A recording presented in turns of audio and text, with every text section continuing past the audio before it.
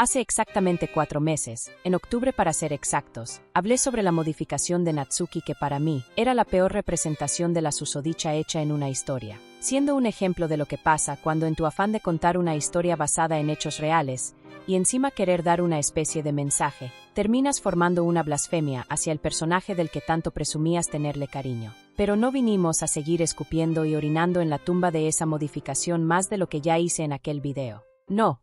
En esta ocasión traigo en lo que opinión personal, es tal vez la modificación más realista y acertada al sentimiento conjunto de varias personas que dedican horas o incluso su vida a las novelas visuales. Todo lo contrario a la basofia de la que hablé en el video pasado. En este video me encantará explicarles con detalle a qué me refiero con realista y que sea acertada en el sentimiento conjunto de este tipo de personas. Una vez hagamos el recuento de las cosas que hace bien esta modificación, lo entenderán.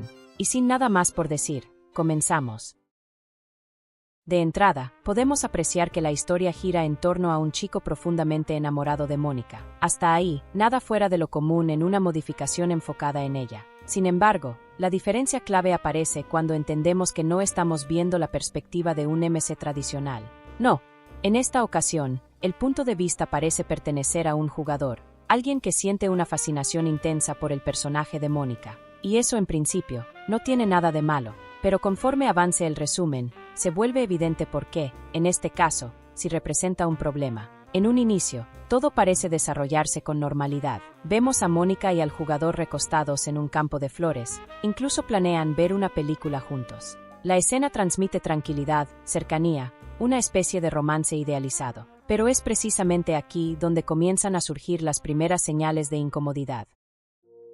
Mónica le pregunta constantemente al jugador qué aspecto tiene. Una pregunta aparentemente simple, pero que él evita responder con profundidad. Se limita a comentarios superficiales, que se ve hermosa, que sus ojos esmeralda brillan mucho. Respuestas vacías, automáticas. Esto decepciona a Mónica, especialmente considerando que ella lo impulsó a leer y aprender para poder expresarse mejor. Ni siquiera con todo ese esfuerzo logra darle una respuesta genuina. Aquí es donde entra una analogía fundamental. Mónica es presentada como un sueño. Y probablemente muchos ya estén conectando los puntos. En un cambio de escena abrupto, Mónica menciona que los rostros que vemos en sueños no son inventados por nuestro cerebro, pertenecen a personas que hemos visto alguna vez en nuestra vida. Si combinamos esa idea con el hecho de que Mónica es un sueño, y que, además, no es real, surge una pregunta inquietante. ¿Qué es exactamente lo que el jugador está viendo? Tras un intercambio de miradas incómodo entre ambos, la escena cambia nuevamente.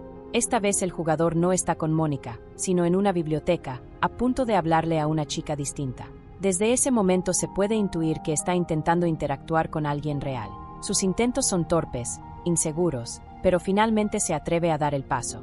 Y eso, en sí mismo, ya es significativo. La chica se llama Yume. Es presentada como una joven erudita, amante de los libros, lo cual parece fascinar al jugador. Sin embargo, hay un detalle sutil pero revelador. El jugador lleva consigo una memoria USB. Esto sugiere que probablemente guarda en ella una modificación del juego o incluso el archivo CHR de Mónica. Es una señal clara de que aún no logra separarse completamente de ella, ni siquiera al intentar conectar con alguien en la vida real. La conversación entre Yume y el jugador avanza con aparente normalidad, hasta que sucede algo perturbador.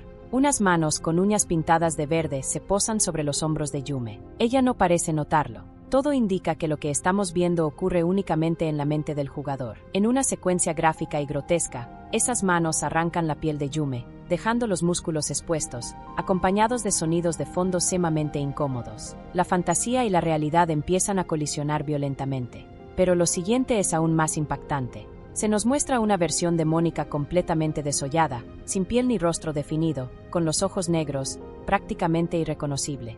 A su alrededor solo hay caos y destrucción. Es una imagen que fácilmente puede convertirse en una tortura visual para algunos espectadores. Durante esta escena aparecen frases cortas, fragmentadas, que intensifican la sensación de ruptura mental. Mónica entonces confronta directamente al jugador. Lo acusa de ser un sedentario emocional, alguien sin la voluntad de perseguir sus sueños. Curiosamente, también se incluye a sí misma en esa crítica. Lo enfrenta con una verdad dura. Lo único que él puede hacer es mantenerla encerrada en ese espacio digital, sin posibilidad real de escapar. Ambos están condenados dentro de esa fantasía. Le dice que tiene miedo de aceptar que ella no es, ni será jamás, real. y entonces formula la pregunta central. ¿Por qué harías algo así? Mónica insiste en cuestionarlo. ¿Por qué se encierra voluntariamente en una situación que lo estanca? El jugador apenas logra responder con un débil «no sé». Ella expresa su enojo abiertamente. Lo describe como el tipo de persona que se disculpa no porque entienda su error, sino para evitar conflictos y responsabilidades. Alguien que prefiere huir antes que enfrentar.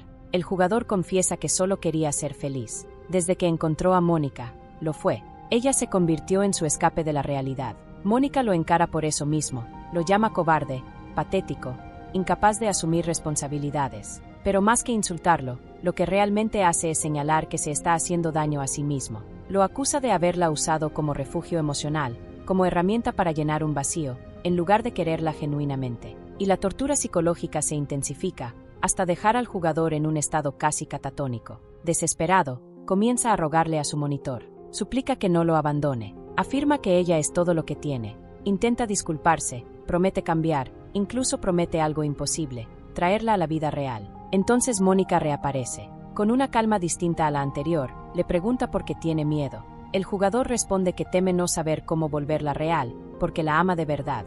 Mónica, serena, cuestiona por qué las personas desean lo imposible. La palabra lo dice, no es posible. Ella no es real. El jugador insiste en que cumplirá su promesa. Mónica le pregunta si se la está haciendo a ella o a sí mismo. Él responde vagamente que a ambos. En ese punto, Mónica afirma que cuando él la mira, no está viendo un sueño, sino una imitación de sí mismo. El jugador no comprende la frase, pero ella decide guardarla como un secreto. Entonces le hace una última pregunta importante. ¿Cuál es tu verdadero sueño? Tras pensarlo, el jugador responde que quiere estar sano. Quiere hacer algo que lo haga realmente feliz. Vivir una vida en la que pueda sonreír con sinceridad. Compartir su felicidad con alguien real. Quiere ser más de lo que es ahora. Mónica no se extiende. Simplemente le dice que intente lograrlo. Él promete hacerlo, aunque le incomoda la idea de dejarla sola. Mónica le asegura que no debe preocuparse. El simple hecho de haber influido en su vida, de haber sido parte de su reflexión, la hace más real de lo que ambos podrían imaginar. Antes de irse, le deja una última indicación. Todo lo que haga, que lo haga por sí mismo. Pero eso ya dependerá únicamente de él. Finalmente, el jugador vuelve a encontrarse con Yume. Se disculpa por lo ocurrido anteriormente. Esta vez no planea huir. No piensa esconderse en fantasías. Está dispuesto a enfrentar su realidad. Decidido, vuelve a preguntarle su nombre para retomar la conversación que quedó pendiente. Y así concluye esta pequeña historia. Tras este resumen, y todo lo contado hasta ahora, finalmente puedo dar mi análisis y mensaje de esta modificación, que si tienes buen ojo para los detalles, seguro ya habrás atado los cabos sueltos. El hecho de estar solos y vivir una vida que no nos gusta es un miedo que todos tenemos. Incluso las personas que aparentan ser felices en redes sociales sufren de esto aunque tal vez no se lo digan a nadie. Esta modificación hace un trabajo brillante al representar cómo estos dos factores provocan que, en un intento desesperado por olvidarse de esa triste realidad, recurren a un personaje ficticio que siempre les dirá que los ama sin importar cómo te veas físicamente o lo que sientas en ese momento. Cuando el jugador dice amar a Mónica no es que él la ame realmente, sino que ama lo que ella le hace sentir, siendo que este es un sentimiento pasajero y que una vez apague la PC, de nuevo, volverá a sentirse solo y miserable. No hay nada de malo en querer a veces distraerse un rato de tus problemas o olvidarte que estás solo. Lo malo viene cuando no sabes controlar ni diferenciar lo que es real de lo que no.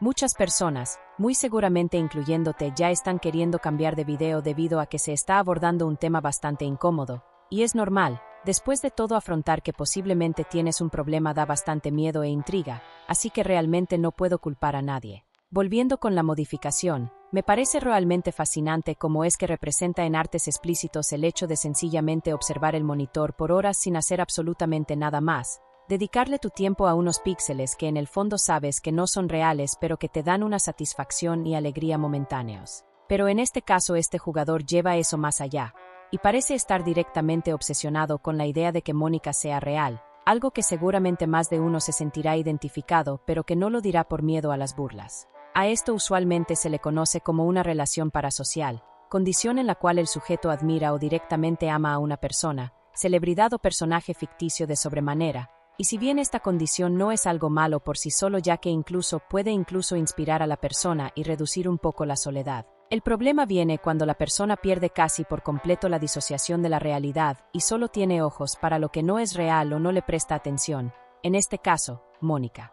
Esta modificación hace un muy buen trabajo representando las consecuencias de esta obsesión si no se sabe controlar, al punto de literalmente decirte en tu cara lo que eres, lo que no eres, y lo que haces y lo que no con tal de que leas lo que justamente no quieres leer. Estar estancado haciendo lo mismo día tras día es sencillamente agotador, y no tener la fuerza de voluntad para cambiar eso solo lo hace peor. Las frases que aparecen en pantalla durante esta escena te ponen las cosas como son.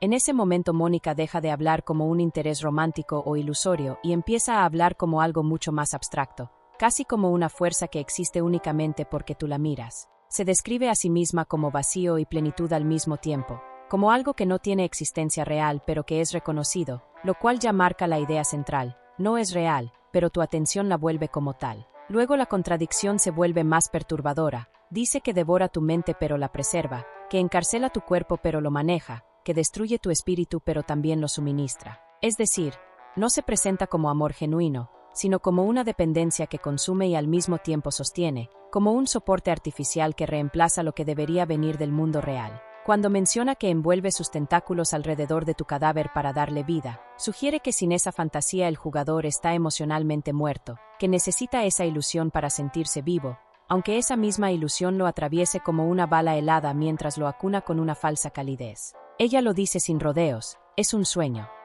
que mientras más miras, más irreal se vuelve, pero que aún así sigue mirando, una y otra vez, hasta que el color de sus ojos se quema y lo único que queda es algo desaturado, vacío de identidad. El mensaje es completamente incómodo para este tipo de personas. Ella aparenta ser un refugio que pretende darte vida, mientras lentamente te desconecta de todo lo demás. Aunque en esta historia no todo es desgracia, una vez que el jugador comprende que no debe depender de Mónica ni de nada no real para sentirse feliz, es cuando finalmente da el paso de querer seguir adelante, aun si eso significa que Mónica no estará nunca allí. Y es que de eso se trata la vida realmente, de dar el paso y avanzar aún con el miedo de no saber si te saldrá bien o saldrás lastimado. Es parte del crecimiento, y sí o sí te tropezarás, pero la cosa está en querer levantarse y seguir avanzando sin importar cuántas veces te caigas en el camino. El escapismo es bastante más común de lo que uno pensaría y es algo que cada persona trata a su manera y ritmo, aunque a veces sea necesario un golpe de realidad para ponerte los pies sobre la tierra y reacciones de una buena vez.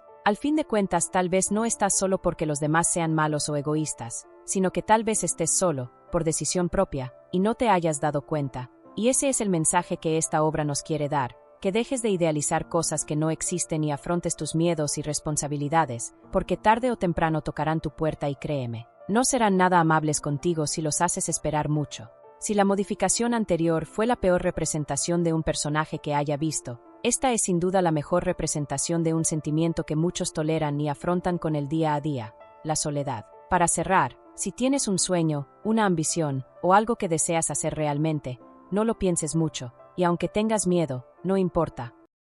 Hazlo.